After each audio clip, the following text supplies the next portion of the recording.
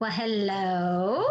Hello. Good to see you. You too. Thank you for having me on. I'm so excited to chat with you today. Well, it's my pleasure. Welcome to Conversations with Caregivers. And this is a conversation for caregivers.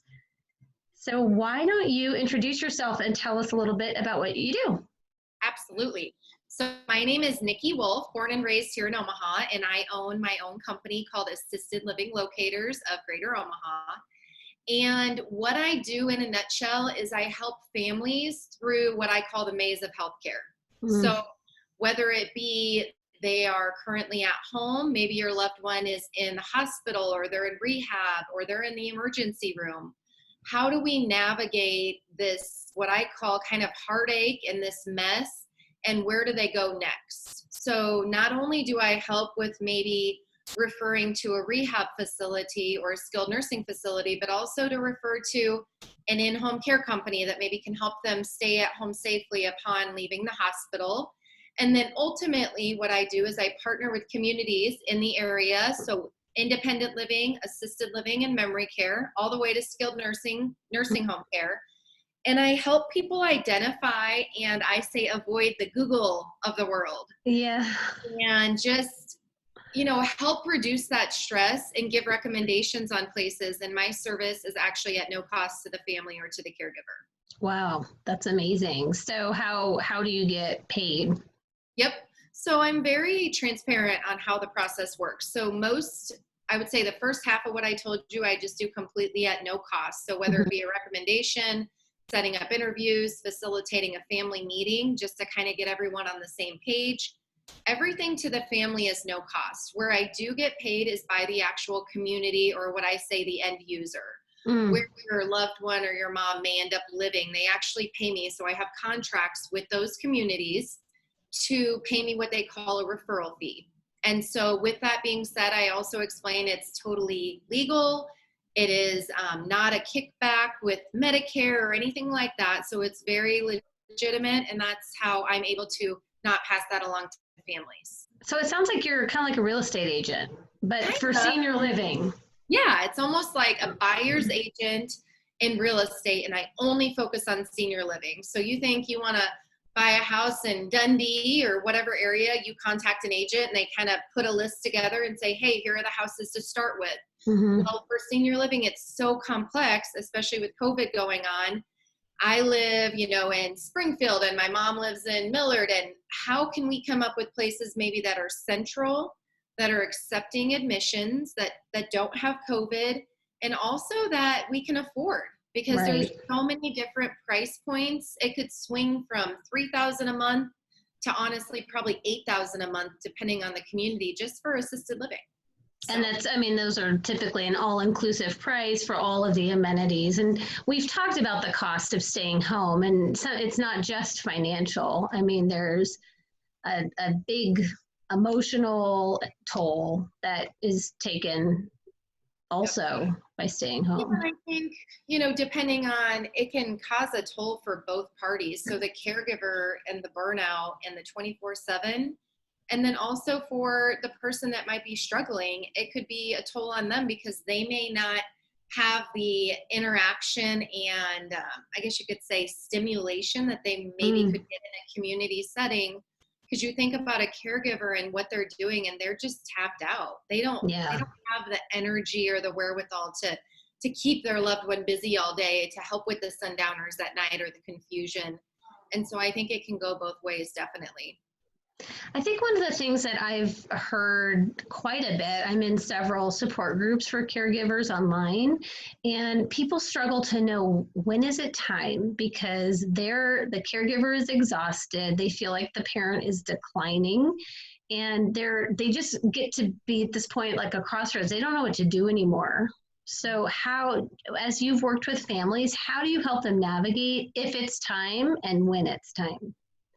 That's a good question. And I always preface it with, it's whatever you decide is that moment, or that, I guess you could say, something that happens or occurs. Mm, And so for some people, it's when mom or dad is not able to go to the bathroom on their own. This is my cutoff.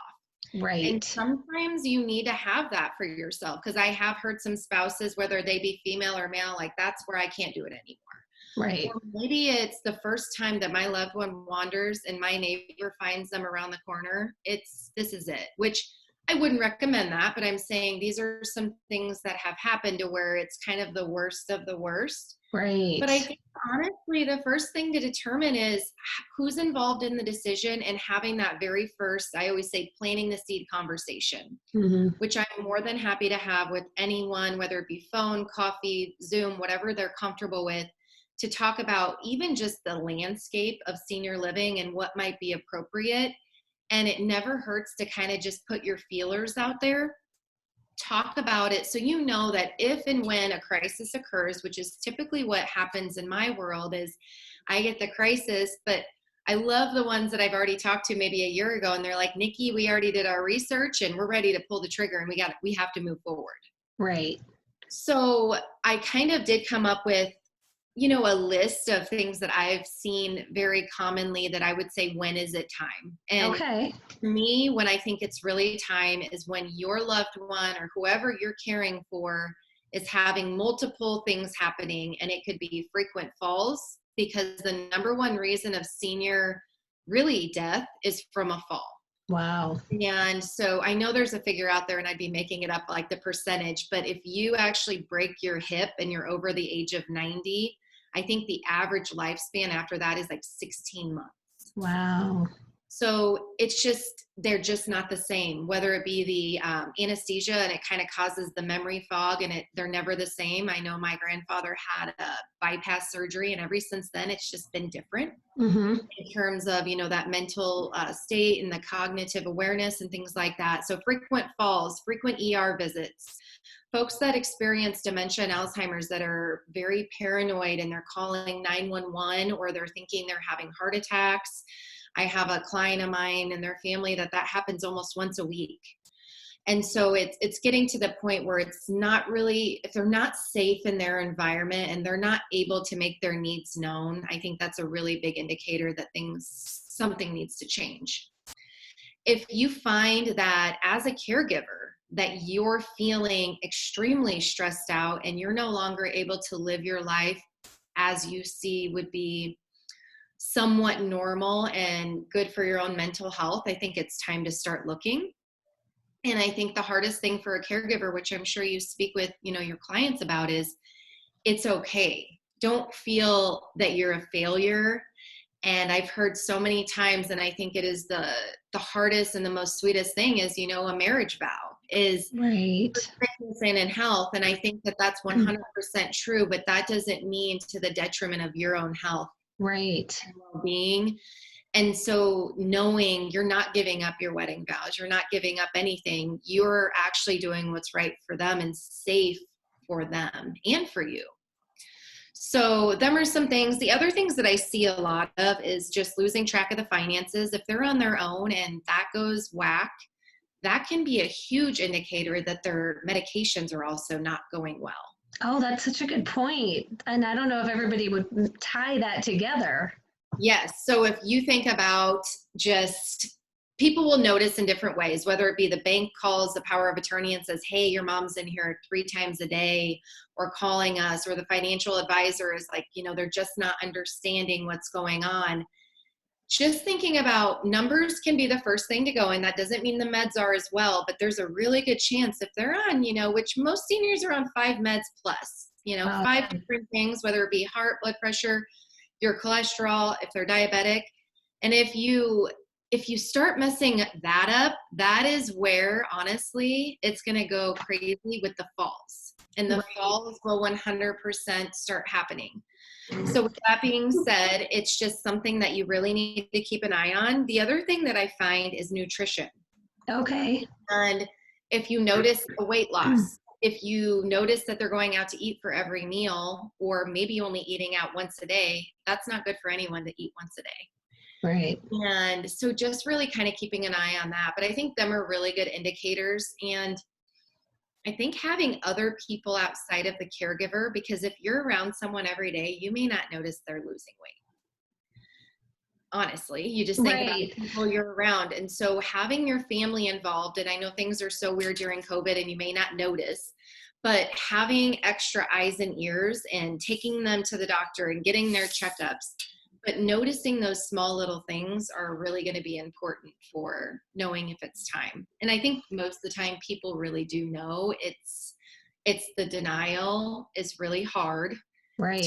what's right. And then one thing, and I'll kind of wrap up on that piece, is it's okay to make a decision on someone's behalf if they're not able to make their own sound decision. And I run into that a lot, even with adult children, also with spouses where they say they don't want to move. They want to stay in their own home, and you want to respect their wishes. And I 100% understand that.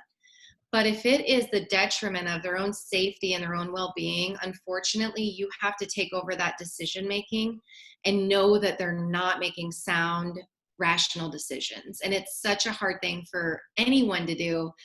But I hear time and time again adult children saying, well, they don't want to move and they don't agree to it. And I say they're probably never going to. Right. That's a sad reality too, is sometimes you literally have to flip those roles and take over that decision making, and it's hard. Well, it is hard. And I think, when people are putting their POA paperwork, when they're actually taking care of that, then that is the concept is you've selected someone that you trust and that is going to help you and help execute decisions that need to be made in your best interest. So I think that it's just we don't want to strip away all the power, and the control of the people that we're taking care of. But like you said, if it's a major health issue, like if they're only eating I call it the peanut butter cracker phase. If you come over and they're only eating peanut butter crackers, or if they're living with you and now they're declining and you're declining, or if it's a safety issue where they've walked out the front door and they're not exactly sure how to get back, those are really big indicators that it's time, like you said, for a change.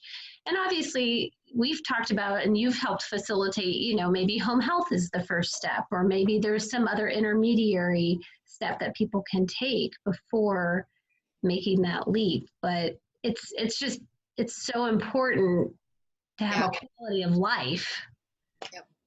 And, to the point from the beginning is maybe it does get to the point where someone isn't able to make their own decisions soundly. And if you plan far in advance, maybe they can identify where they would want to call home if they no longer are able to stay home. So then that wife or that adult child can honor their decision that they made maybe 2 years ago.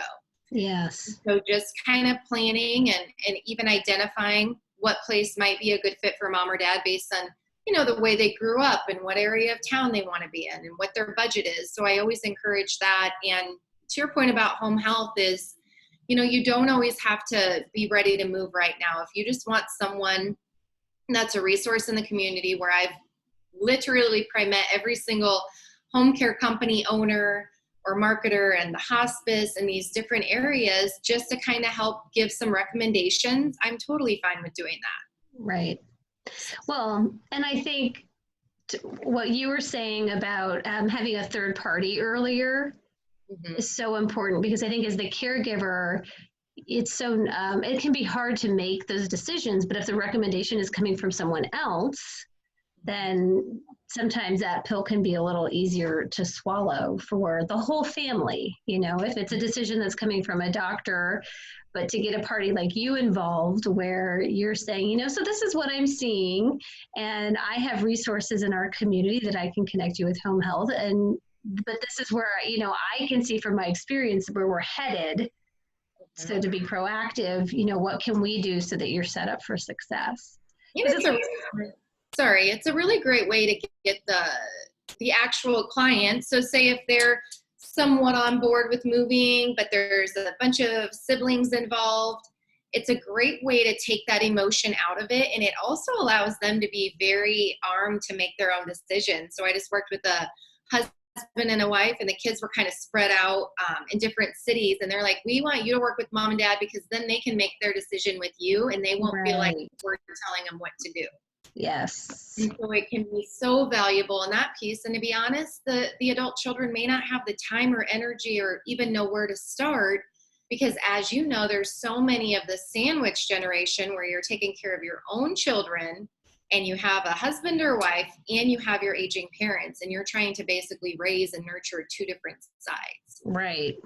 So well, I think what you're doing is amazing and you're really good at it. So if people are in the Omaha area, I would highly encourage them to reach out to you. I'm going to put your contact information just in the show notes so that, because this service is offered in other parts of the country. It's not unique to Omaha, and there are a lot of different companies that provide this type of service. So I just don't want caregivers to feel stuck if they're not in the Omaha metro. yeah, keep in mind that my company is a franchise. So if you decide you want to reach out to me, I can connect you with someone in another city. Excellent. And we have 125 other owners that are just like myself. You know, we're doing this because of really our own personal circumstance for the most part. Mm-hmm. And I'm happy to get you connected with a local advisor. So I'm not trying to work, you know, a part of the country I don't know, but definitely reach out and I'm happy to help. Excellent. Well, thank you so much for your time. I really appreciate it. And I think you gave a lot of great information that is going to be of real value to people. So thank you so much. Have a great day. Appreciate it. You too. All right. Bye.